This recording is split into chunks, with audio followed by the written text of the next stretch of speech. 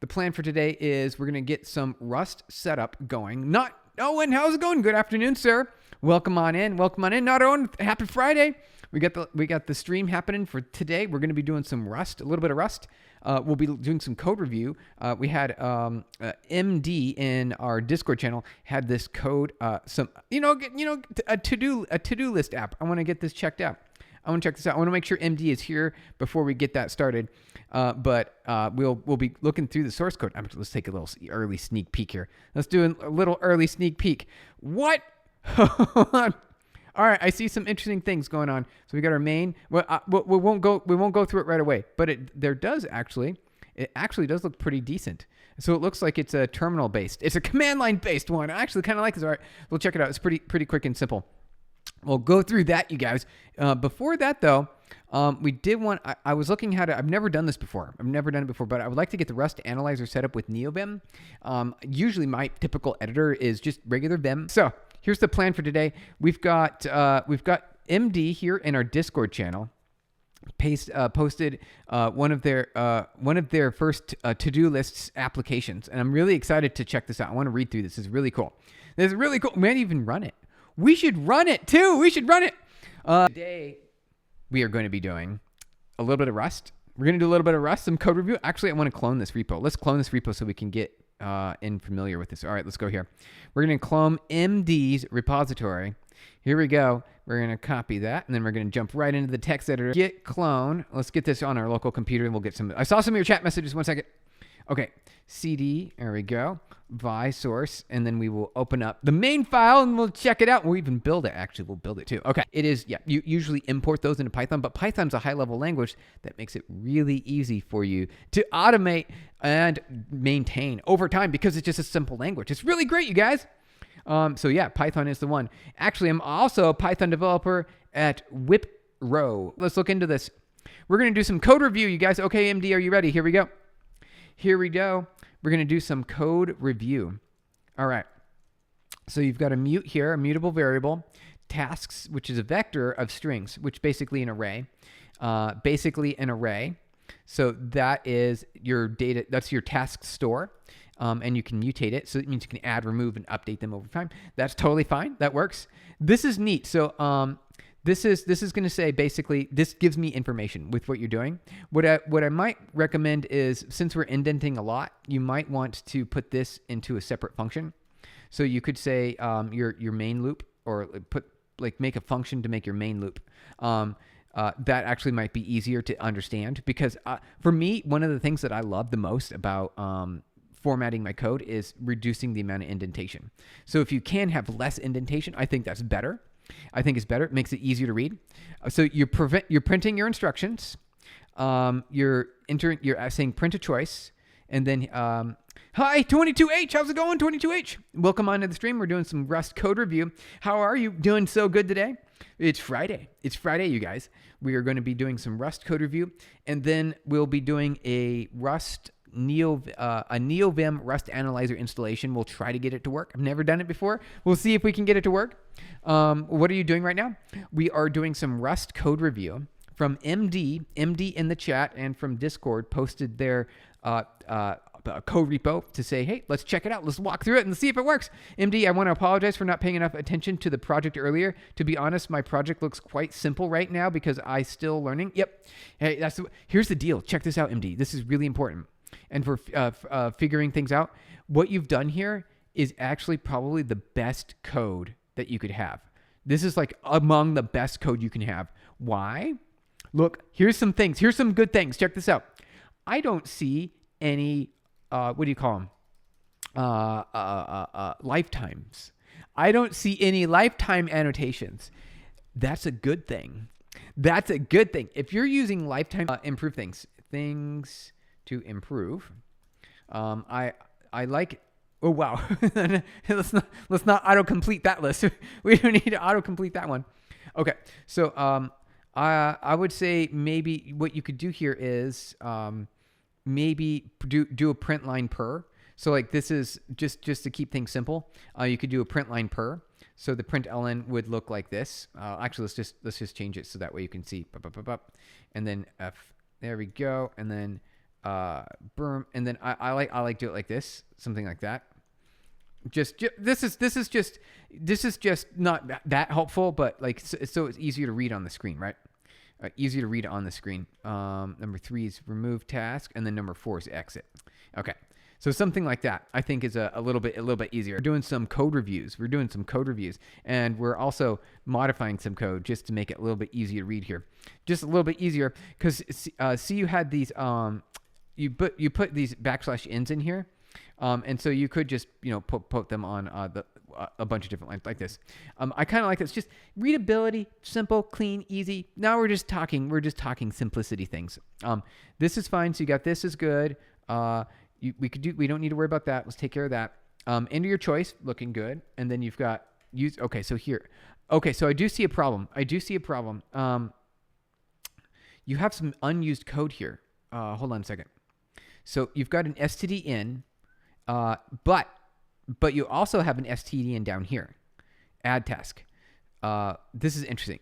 So maybe there's multiple points. So your loop should be based on user input. I guess, okay, so you've got multiple user inputs. So maybe this isn't so bad. It might not be so bad. So this is why I was thinking when I saw std in here, I'd probably make a function just to get user input, right? Just to capture user input. So that way you can control that in a separate. But this is fine because you only use it twice. So it's not a big deal. It's still far more readable. This code right here is far more readable and better than some of the senior engineering codes that I've seen that use these advanced abstractions that are unnecessary. It's a lot of fun, you guys, to build with advanced abstractions. And it makes you feel good, and it's satisfying, and it's entertaining. But it costs a lot of chaos. It causes chaos because you've added all this tech debt that you're pre-optimizing, basically. You're trying to architect for a better world in the future, but you can't do that. You can't because you never can predict it. You need to treat code as maybe a little bit more thorough. Now we can get back to some of the rest here. Let's get back to some of the rest. Okay. MD, let's finish up the code review because I want to make sure to look at this all the way good. All the way good, you guys. Okay, so we got standard in, looks good. User input. You're matching, because this is a result. User input, read line is going to pass user input as a mutable reference. So it's going to mutate user input, which is a string. And then it's going to read the line. And then you match the input because it's going to be a result. But see, this is weird. Hold on a second. Hold on. Match user input .trim.parse. Oh, I gotcha. So you're processing, you're removing white space. You're removing some white character. If in case anyone presses space job, then error continue, which just says start over. If there's something we could do here is we could print out an error. We could do something. Please enter a valid number. So that would be good. So some error user input user input validation and instructions, something like that. Instructions. So then let's see here. User input, match user input. If they do 1, 2, 3, or 4, looks good to me. Please. Oh wait, you already have that here. You already have it here. I'm jumping ahead. MD, you already figured things out. We didn't need to do that. We don't need to do that. Oh well, actually we do because you have continue. You had continue here. So you still need it here because you were skipping this match here. You were skipping the match. Something you could do is do nothing. You could do nothing instead. I believe, is there, you just do a no op, right? You could just do that like this. I think this would be better, right? If you could do something like that. That might be better if you do something like that because then you won't need a second. You won't need this here. You won't need the second line, and you don't need the continue, and then it will just come to your match statement, and then it will say, please enter a valid number. I think that's a better approach. So there's an improvement there. Little tiny improvements, you guys. Little tiny improvements. User input. Okay. 4 is exit. Remove tasks. Add tasks. Remove tasks. This is interesting. So let's jump over to this. So we remove tasks. Tasks.clear. Oh, this is all tasks have been removed. Yep. That'll do the trick. You guys. That's kind of fun. View tasks. So this will print out all the tasks. You got a for loop here. That's actually kind of nice with an iter.enumerate. And the enumerate will give you a number. So then you can say what task the number is. And then your printing line using the format, the print line with format. So you've got, this works out. This works nicely. This looks really good, MD. And you'll get some suggestions too. Sounds good. Sounds good. Okay. Add task, string, read line looks good. Task push, trim the string, task added successfully. Okay. I think we're ready to run it. I think we're ready to run it, you guys. I think we're ready to run it. It sounds really good to me. Okay. Let me close that. Let's say cargo build. Let's see if it builds. Oh, hold on. I probably that might have been my fault. Let's see here. Is it matches different? Let's see here. All right. What was it? All right. Let's see here. Is it continue required? I don't think it's required. Is it? Is it required? Here, let's go. Let's do that. CD rust. CD go here. Cargo build. All right. Okay. Error block is empty. But we didn't make it empty. Oh, this is why I'm being silly. Oh, it was here we go. There we go. We can do it like that. Okay. No? Wait, expected a U16 found. Okay. So this actually, what if we did have this? What would that look like? Okay, so it does build. Okay. So user input, so we could just say something like that maybe? Would that work? Is this better? I like this because we have a couple print lines here. So let's see if that works. Character, empty character literal. Yeah. U16. How do we, U16. Oh, parse. We're going to get a number. Okay. So this is, let's just say 0. We'll say 0. See if that works better. Yeah. Okay, cool. So this, I like this is better. We could just do it like this. Here we go. 0. I think that's better. Boom, we did it. Okay, improved. We made an improvement. Made a little bit of an improvement, but see, it's simpler, it's cleaner. And if it gets, although, see, you've got no 0 tasks here, so it'll match on this, and then it will just loop back. So it's the same thing, and you only need to have one print. It's the same thing, and you only need one print. Let's see, we're almost done. Okay, so we built and compiled it. It looks like it. Let's run it. Let's MD. If you're still here, we're gonna run your application now. We're gonna run it. We're gonna try it out. Everything else looks really good here. It's all clean. It's easy. Push tasks. You got your task array. You're printing things out. You've got a for loop here. It looks clean. All right, so let's do cargo run. That'd be funny if enter your choice. Okay. Invalid input. Okay. Let's do that. Invalid input. Looking good. 0. Invalid input. Okay. Let's do 1. Let's add a task. What's the task name? Review MD's Rust project. There we go. Press enter. We task added to the set. Let's look at the views. Number 2. Okay. So I do see some, obviously, but you can see it. It's right here. It's there. It works. It's just a little confusing from the UI perspective, right? On the command line interface and then a terminal window. It's a little confusing. Yeah, let's go. MD, you did it. Look at, you wrote some Rust, and you did a really good job. Here's why I really like your code. This is why I really like your code. It's simple. It's clean. It separates a lot of the functionality into extra functions. The functions are less than 10 lines each, which is really nice. It's really clean. You can see what's happening here. There's minimal indentation. Something like this. Instead of doing like an if like this, I would recommend doing just a return. And then so I would recommend this. Do this instead. We'll do this instead. Let's improve this function really quick. I want to improve it just a smidgen. Next time I'll focus on UI. Yeah, that's another thing is the user experience, right? That user experience. Because when we were running it, it was like, you can see here that it's, you can see on the screen. You can see where it gets confusing because the list is a little interesting. So we can make some improvements there, so view tasks, you would want to say, okay.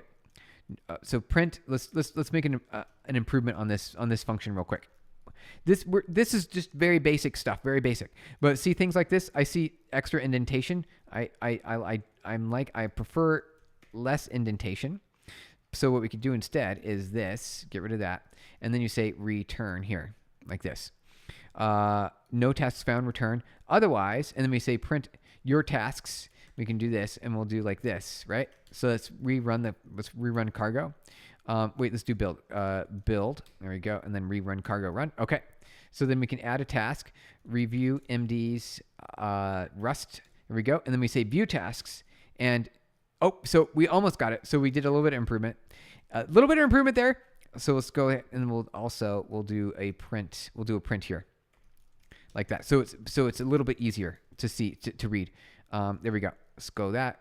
Build, run, and then enter task. And we'll say MD's Rust, and then we say view tasks. There we go. So see, now we can see our tasks look there. Just a little bit nicer. Just a smidgen nicer, you guys.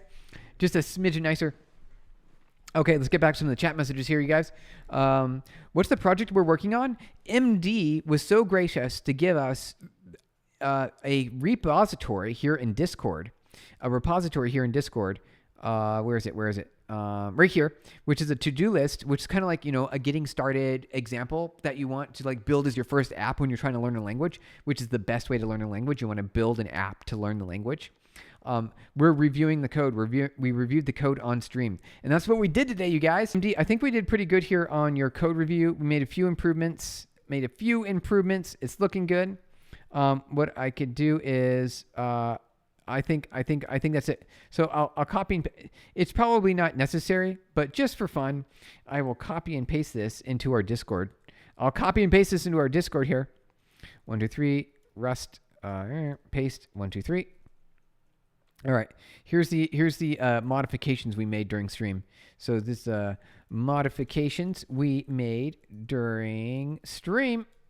There we go. Just in case you're curious, just in case. There you go. That's in the Slack, or that's in the Discord channel. There we go, you guys. All right. There's one thing that we wanted to do left. There's one last thing, and that would be here. You guys, here we go. Let's check this out. One last thing. We wanted to implement not